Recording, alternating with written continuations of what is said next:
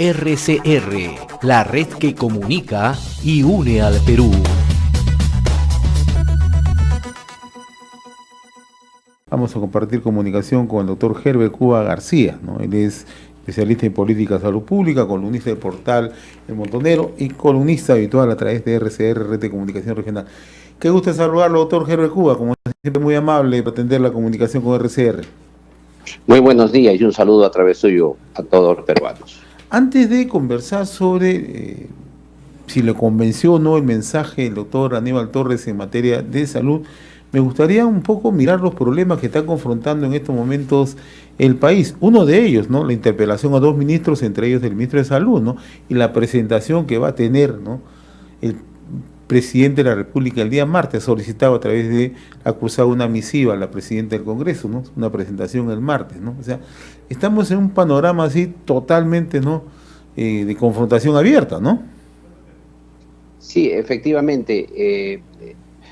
En estos momentos el país atraviesa un problema quizá muy fuerte debido a que ha habido cuestionamientos inclusive a la forma en que se le ha otorgado la confianza al gabinete Aníbal Torres.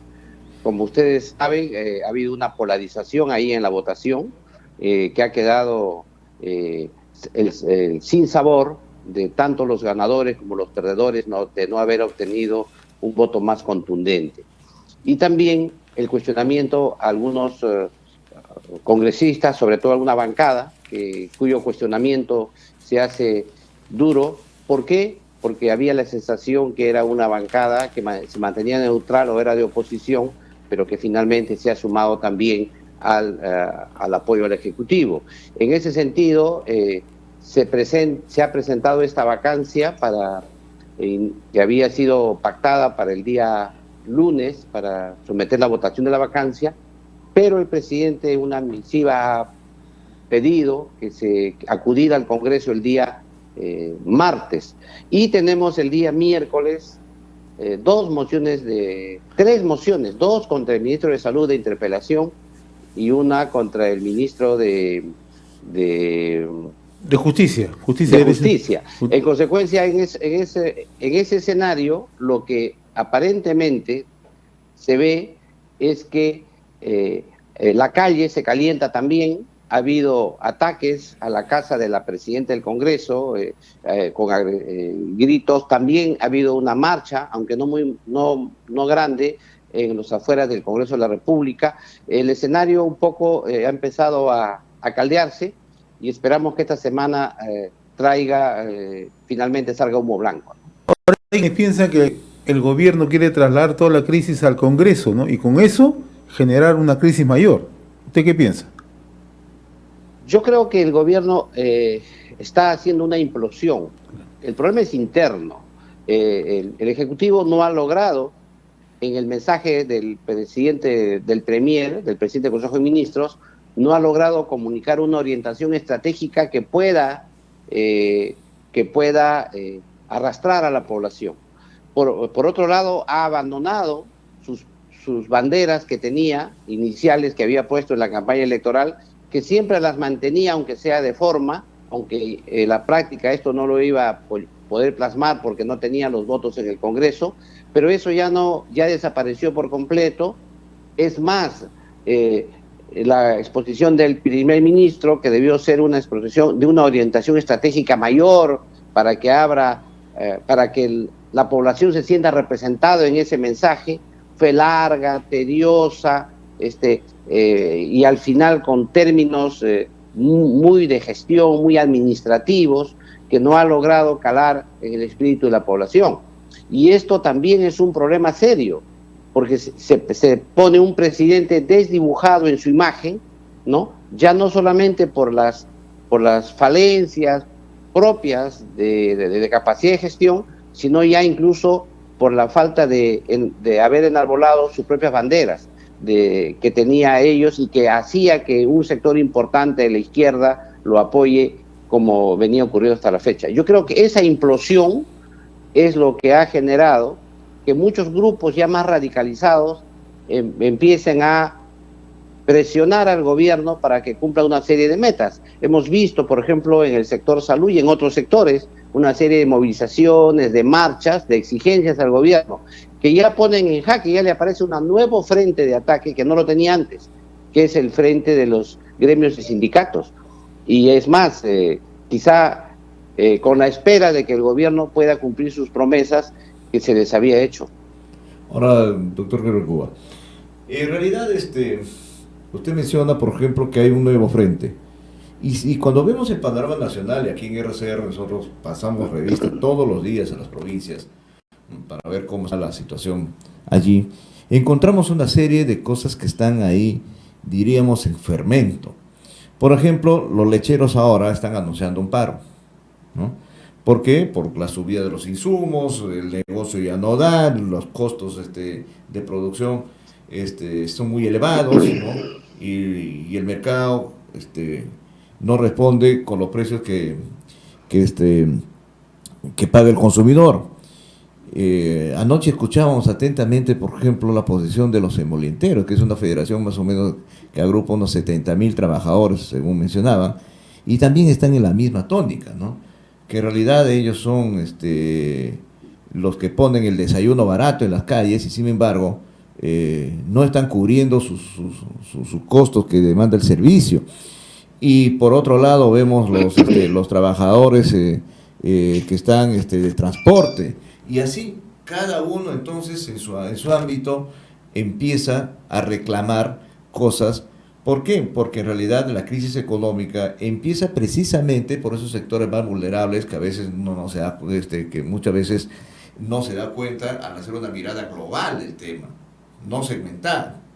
En consecuencia, allí tenemos quizás una cosa que está empezando a manifestarse de esta manera, y que en realidad son los puntos que están sueltos por allí, y que si lo miramos en conjunto sí pueden generar una crisis social.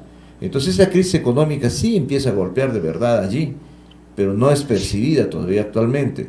Y si a eso le sumamos la impericia de un gabinete como el que está siendo cuestionado actualmente, y las idas y venidas de un presidente, ¿no?, que no toma decisiones porque claramente, como usted dice, está presionado de uno y otro lado. O sea, saco este ministro, le voy a disgustar al señor Cerrón. Ahora, saco el otro ministro, le voy a disgustar a mis amigos que están vinculados a otras organizaciones políticas que me están apoyando. Ahora, y tengo que negociar con congresistas que vienen subrepticiamente a verme en Palacio para ofrecerles un poco de confort económico para que también me aseguren un voto y no vayamos entonces a definir con una vacancia este tema. En ese contexto, doctor, le quería hacer una pregunta. ¿Por dónde cree usted que viene el desenlace? Porque el Congreso no va a parar en sus interpelaciones, no va a parar en sus permanentemente en estos llamados a vacancia, o sea, siempre generando ese tema de control político por allí, que es muy incómodo para el gobierno, y el gobierno tratando, como dice José, de echarle toda la responsabilidad al Congreso. En algún lado se va a tener que estallar este asunto. ¿Por dónde cree usted que viene y por dónde cree que se rompe el dique? Mire, aquí hay tres grandes horizontes. Uno es el horizonte que solicita la denominada izquierda caviar, ¿no?, que señala que se vayan todos. Esa es su propuesta. La segunda es la propuesta de un sector importante de la izquierda radical, es que cierren el Congreso. Y la tercera es la otra propuesta de la derecha, que señala la vacancia presidencial.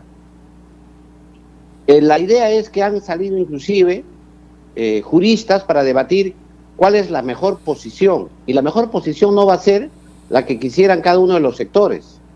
La mejor posición va a ser la que la realidad política imprima una solución. Por ejemplo, existe un ataque permanente desde los dos lados, tanto al Poder Ejecutivo como al Poder Legislativo, un ataque permanente entre ellos, pero también de los sectores intermedios que quieren que se vayan todos. Hemos visto, por ejemplo, cómo exfuncionarios del actual gobierno hoy día piden que se vayan todos, porque evidentemente han sido desplazados de la cuota de poder que ellos tenían en el Ejecutivo. Entonces, en esas tres posiciones es muy difícil saber cuál va a ser el resultado. Por otro lado, también en las propias bancadas congresales hay alguna incoherencia. Unas cosas se expresan en la palabra y otras cosas se expresan en el voto. Unas cosas se expresan en las ideas, en los discursos, y otras cosas hacen que convertirse en niños pirañitas ante la teta estatal. Entonces, eso hace que tenga una debilidad también el Congreso de la República. Pero el Congreso de la República es múltiple, son 130 congresistas. Las personalidades ahí juegan un rol muy importante. Y esos niños pirañitas pueden dejar de ser niños pirañitas. Esos congresistas que no son coherentes en el voto pueden darle coherencia a su voto. Ese es un proceso. Esto no necesariamente va a ser así. Igual pasa en el Poder Ejecutivo. En el Poder Ejecutivo hay un problema que ahí está personificado en un solo ciudadano, que es el presidente de la República.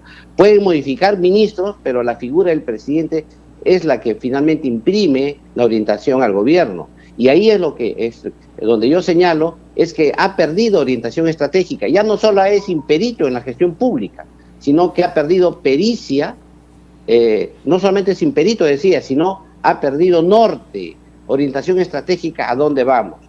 Y por otro lado también hay la siguiente pregunta: el desenlace sea para la vacancia, o sea para el cierre del Congreso, o cierra que se vayan todos, ¿quién gobernará en el futuro? Si son los mismos partidos los que están en el gobierno, ¿quién sería el que se beneficie? ¿Cuál sería el cambio de todo ello? La pregunta también es, no solamente hay que preguntarse, como dice el refrán, ¿cómo desmontamos al rey?, sino también cómo subimos al próximo rey. Y ese es el problema que existe en el país, que no sabemos, no hay una claridad en decir quién va a suceder a quién en uno de los tres escenarios que estamos conversando. Lo cierto es que en esta confluencia de tres grandes polos de oposición que hay actualmente en el gobierno, los sectores que están apostando a que se vayan todos han comenzado a ir poco a poco, de modo progresivo, tomando los sindicatos, las calles, con ese mensaje de que se vayan todos, con la finalidad de poder organizar finalmente un gobierno de su propia orientación. ¿Hasta cuándo puede durar, por ejemplo, esta forma que está adoptando el gobierno de tratar de calmar los ánimos con bonos, con ciertas prebendas muy focalizadas, ¿no? Y bueno, y haciendo una política bastante populista para contentar momentáneamente a los que en este caso están formulando una posición bastante crítica? Mire, yo veo también esto un tema de muy mal manejo de la crisis, del problema de la crisis económica del país. Por un lado, en el momento del caso de Repsol, se cerró la planta de la Pampilla, de tal manera que hemos tenido problemas en el abastecimiento de combustible debido a las medidas de fiscalización que hizo el Ministerio de Ambiente. Por otro lado, está la guerra de Ucrania, que es una guerra desde el punto de vista mundial por su impacto que tiene en la economía de todos los países. En el Perú tenemos ya el crecimiento del trigo, el precio del trigo, el precio del maíz. El Perú es un país que come mucho pollo, de la población mucho pollo, el maíz, los fertilizantes para la agricultura. Hay un alza de precio del combustible a nivel mundial. El Perú importa combustible. O sea que es evidente que esa crisis externa también nos va a arrastrar al Perú. Pero el Perú, a su vez, no es posible que ponga una situación de respuesta a esa crisis. Y nos está arrastrando día a día, como usted lo ha explicado al inicio ampliamente. Nos está arrastrando en esta crisis. Una crisis que tiene elementos nuestros internos propios de nuestra mala gestión gubernamental y a su vez se suman con un ambiente de guerra internacional que no es favorable a nuestra economía. En esa mezcla está un gobierno que tiene también problemas políticos, que no logra articular una alianza. El presidente del Consejo de Ministros señaló: vamos al consenso, a la concertación. Nos hizo acordar de la famosa frase de un exministro, ¿no?, de los años 80, ¿no? Vamos a la concertación. Concertemos entre el Ejecutivo y el Congreso para gobernar, pero se concierta sobre elementos, 3, 4 elementos concretos de gobernabilidad, pero no ha presentado ninguno. Ha reiterado los 10 ejes de gestión que presentó la exministra Mirta Vázquez, los 10 ejes exactamente igual, y lo único que le ha agregado en ciertas cosas son actividades operativas, pero no hay ninguna novedad hacia el futuro.